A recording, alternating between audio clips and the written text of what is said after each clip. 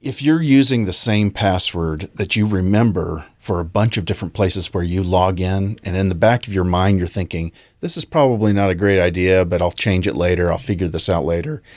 Let me reassure you, it is not a good idea, and you can change this problem. You can get rid of this issue right now using a password protection tool. You should not be able to remember all your passwords. That is not a good thing. Anytime you have a lot of security, you give up a little bit of convenience. And that's always a problem in the security world. Security and convenience are often inversely proportional. But I have a tool that I want to show you that I use that actually is not that hard to use. And once you've got it set up, it takes a huge amount of stress off your life for password protection. My name is Zion, and I am the founder of the Get Known service, where I help content creators get their podcasts produced and published and marketed, as well as to follow the Get Known strategy, which is all about getting into a rhythm of putting out content every week so that you get known in your space and to attract attention and clients. If any of that interests you, or you want to check out the services we have, check out the links below. Without further ado, let's jump into this video. By far, my favorite password management tool is called 1Password. It's been around for quite a while. It is pretty amazing. It does a lot of different things, but this is a way of managing all your passwords. There's a desktop app, which I'll show you in a minute. There's a mobile app, which I'll show you in a minute. And you can actually get on using the extension. If you're in Chrome, I think there's one for Firefox too. You can actually click the 1Password extension and see all your passwords right here. And you can search by your favorites, you can have identities, credit cards, logins, and you can just go through here. I have probably close to 800 different logins that I have collected over the last 5-6 years. And I have a very encrypted password just to access any of it. Let's use 1Password to help us create an account. So I'm in Guitar Center's website, and let's say I fill this out. When I get down here to the password, it actually suggests a password for me, and I can just use that. Since I have this extension within Chrome, it actually pulls this up and asks me how do I want to save this? How do you want it to make it look? And I say, that looks great to me. I'm not a robot. And it's already created a password for me. I haven't had to make one up. I haven't had to try to figure out what exactly it requires. It created one and it saved it for me. And now if I go back to my extension, I have my Guitar Center. Actually, I now have 2 logins for Guitar Center, and it's right here in front of me, which is perfect. Now I can access it anytime I want to autofill that password if I go back to Guitar Center. All right, so that's how you create a login. Let's say I'm somewhere where I want to, let's say this is Native Instruments. This is a software I use for producing music a lot, and I want to log in. I can right-click in the field, click 1Password, and most of the time it'll figure out exactly which password I'm going to need. And right here, it had created a password. I'm going to change this because I'm making a video. But it created this real gobbledygook password for me, and all I have to do is just click it, and it fills it in, and now I can log in just like that. It is so easy. This takes the place of using, let's say, Keychain, or this little screen that popped up is Chrome or Google's way of wanting to know if I want to save the password also. And I can turn that off. So I highly recommend using the extension for your Chrome and just having that in there. If you don't see it up here, but you know you've installed it, if you click this little button here, the little puzzle, you probably have it, but it may not be showing up. You just use that pin button. It'll pin the extensions you want up here. So this is the desktop app you can download, and it's just a way of managing all your passwords. You can hit the edit button down here to edit any of them. It separates all your logins between logins to websites.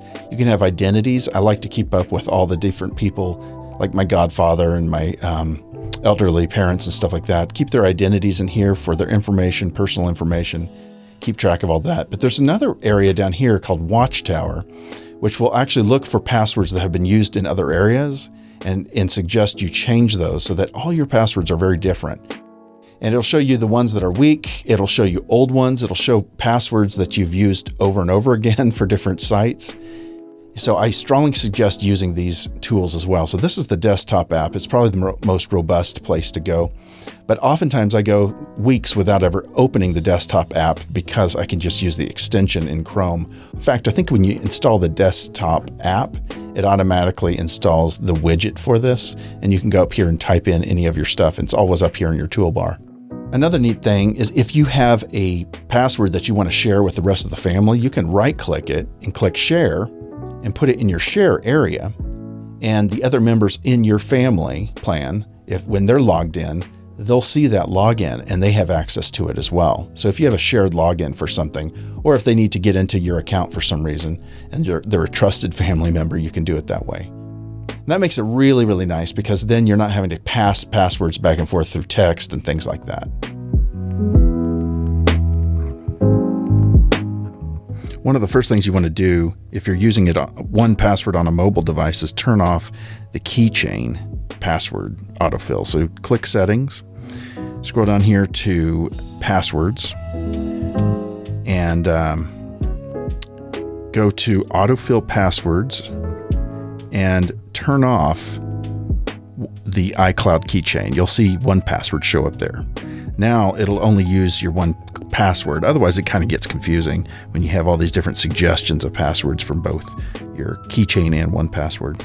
So if we go to guitarcenter.com and we go to passwords down here, it'll open up 1Password, and boom, there's the one we just created. We'll sign in using that, and it's just that easy.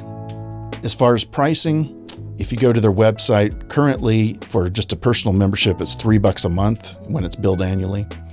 And for a family plan, it's $5 a month. I have the family plan because I can use my godfather and my partner on this, and basically it's up to 5 members. Lastly, when you sign up, they're going to send you a document that will have what's called a secret key.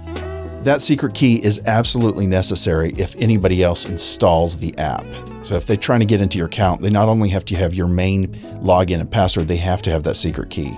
So what happens is when you sign up for a 1Password account, they give you a PDF that they advise you to print out and give to, emergency family members that you would say are on your emergency list in case anything ever happens to you. So it's pretty important to have this. Something to keep in mind. Just one more step to security, which I really appreciate. So that's it. This is, again, the tool I would recommend. I really, really advise using a password security program. If you don't use 1Password, get something else. Stop using 1 or 2 passwords for all of your logins. You are just a perfect target. You're a perfect mark for a con artist or somebody that wants to take advantage of your openness and your trust. I see this constantly with people using 1Password, not this program, but they're using a password for every single login, and it makes them very, very vulnerable. So I strongly suggest you do not do that. Get a program like this. It's fantastic. You need it. Show your friends how to use it. All right, this is Zion. I'm signing off. If you got something out of this video, please send me a note back. I'd love to hear from you. Take care, guys.